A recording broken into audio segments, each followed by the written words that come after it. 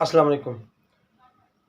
दुआ करदा अल्लाह पाक सानू सारें अपने हिफ्ज़-ओ-मान रखे और आने वाली मुसीबतां परेशानियां तो दूर रखे। अज मैनू एक दोस्त ने फ्रेंड रिक्वेस्ट भेजी तो मैं उन्होंने एक्सैप्ट कर लिया। तो उस तो बाद जनाब उन्हें मैनू मैसेंजर से रबता किया, सलाम भेजा तो हाल चाल पूछया। तो अगे जो कुछ होया मैसेंजर दे विच ਉਹ ਇਹ ਤੁਹਾਨੂੰ मैं वीडियो दिखा रहा, वो तुसीं देख लो। अज मैनू चौधरी फैसल की नवी आईडी फेसबुक फ्रेंड की रिक्वेस्ट आई जनाब। तो पहले भी चूँकि वो मेरे नाल ऐड ने, मैं इस वास्ते उन्होंने वैलकम किया है।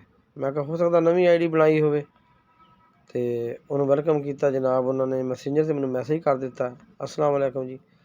मैं सलाम का जवाब दिता तो उस तो बाद हाल चाल पूछते हैं। मतलब है देखो थोड़े सामने स्क्रीन चल रही है। अच्छा, मतलब है कि उन्होंने मतलब गपशप लाई, हाल चाल पूछे, ठीक है जी।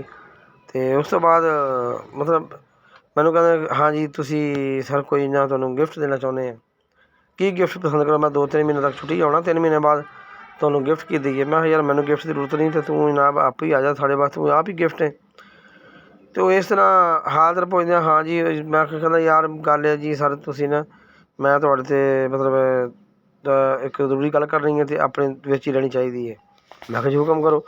आखिर जी मेरे को कोई पैसे ने तो मैं ना घर नहीं भेजदा, घर खर्चे जाते हैं जिन्ने भेजो, तो आप पैसे मैं तुहानू भेजा, मेरी अमानत तुसी रख लो। तो मेरे को पैसे काफ़ी सारे ने तो तुसी संभाल लोगे, रख लोगे अपने कोल। तो मैं सोचा मेरे दिन च फौरन गल आई, मैं यार ये कोई ना चक्कर लगता मैनू 2 नंबर। तो बल मैं उनके कोल ना मैं टाइम लिया, मैं उन्हें क्या मैं कहा यार मैं फिर थोड़ा बिजी हाँ, तो तू मतलब थोड़ा जहा मैं ही मैं मैसेज किया। तो मैं सोचा मैं यार मैं इसका नंबर ट्रेस करना, नंबर मैनू मिल जाएगा।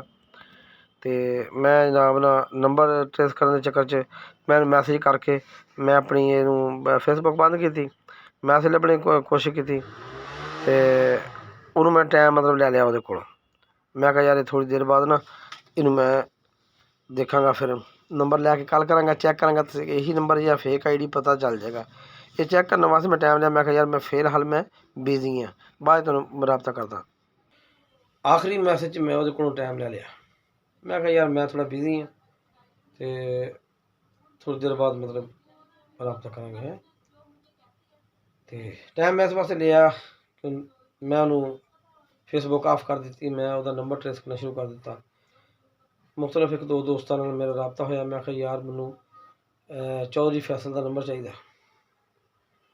वो खैर मैं इस तरह ही अपने करीम साहब ने भी मैसेज किया। मैं कहा भाई मैनू नंबर चाहिए। करीम साहब उस टाइम ऑफलाइन सी, उन्होंने व्हाट्सएप थोड़ी देर बाद देखा तो मैसेज देखा, तो उन्होंने मैनू जवाब दिता कि यार मेरे को तो मैं नहीं है नंबर इहदा फिलहाल। कहता जी उन्हें ये दसिया कि यार ये बंदा दुबई गया होया, दुबई चला गया, लेकिन मेरे को नंबर नहीं है फिलहाल इहदा, तो चलो चैक करते हैं। मैं यार इहदा नंबर तलाश कर, नंबर लभ के दे। तो मैनू फिर पूछता कि सर की मसला खैर तो है, यदा नंबर अर्जेंट क्यों चाहिए। मैं कहा यार बस थोड़ी जरूरत पैगी तो नंबर चाहिए। तो कहता यार मैनू भी यदि फ्रेंड रिक्वेस्ट आई तो मैं ओके कर ली।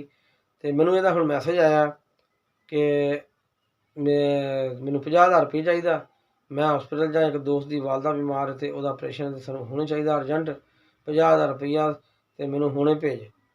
कहता मैं उन्होंने क्या कि यार मेरे को 50,000 तो नहीं है, तो मैं उन्होंने क्या 10,000 रुपया मेरे को पिया तो मैं हुणे भेज देना। कहता मैं अपने भाई को फोन किया घर कि 10,000 रुपया इस नंबर से, उन्हें नंबर ज्यादा कैश का सेंड किया। तो उन्हें यह भी पूछा अगों, इन्हें करीम साहब ने पूछा उन्होंने कि यार ये नंबर किहदे नां ते आ। उन्हें कहा जिहदे नां ते भी हो तो बस तुसीं पैसे सेंड कर दिओ। उन्हें जनाब करीम साहब ने ना भाई ने फोन किया अजे, भाई उन्हें थोड़ा शहर तो दूर सी, उन्हें कहा यार मैं जाके सेंड करना। इतनी देर मेरा मैसेज चला गया। मैं जनाब करीम साहब को कहा, मैं भाई जी ये कोई फ्रॉड है, ये आईडी फैसल चौधरी तो नहीं है, ये कोई बंदा होर है, तो लिहाजा भाई ने रोक दे, पैसे ना भेजी, रुक जा। उन्हें फौरन भाई अपने कॉल की, रोक दिता यार पैसे ना भेजी।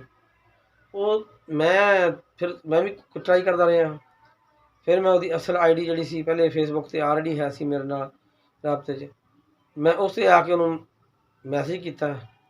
ਉਹਨੇ ਫਿਰ ਸਟੇਟਸ ਲਾਇਆ ਕਿ ਜੀ ਮੇਰੀ ਆਈਡੀ ਨਹੀਂ ਹੈ ਇਹ।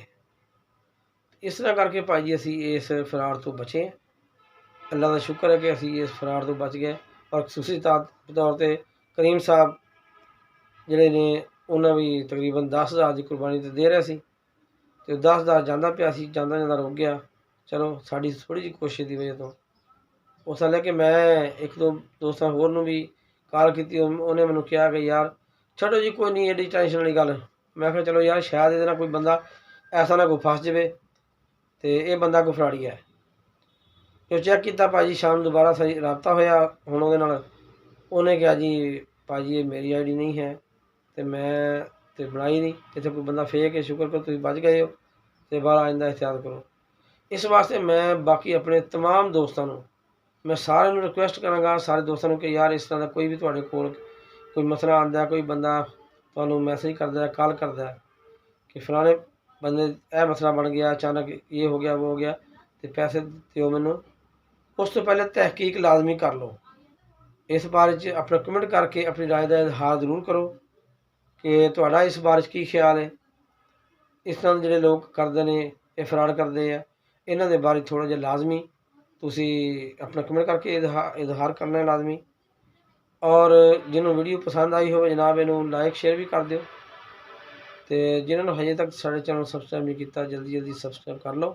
ਨੈਕਸਟ ਵੀਡੀਓ ਨਾਲ ਮਿਲਾਂਗੇ, ਔਰ ਅੱਛਾ ਜਿਹਾ ਕਮੈਂਟ ਲਾਜ਼ਮੀ ਕਰਨਾ ਹੈ। ਬਹੁਤ ਸ਼ੁਕਰੀਆ, ਅੱਲਾ ਹਾਫਿਜ਼।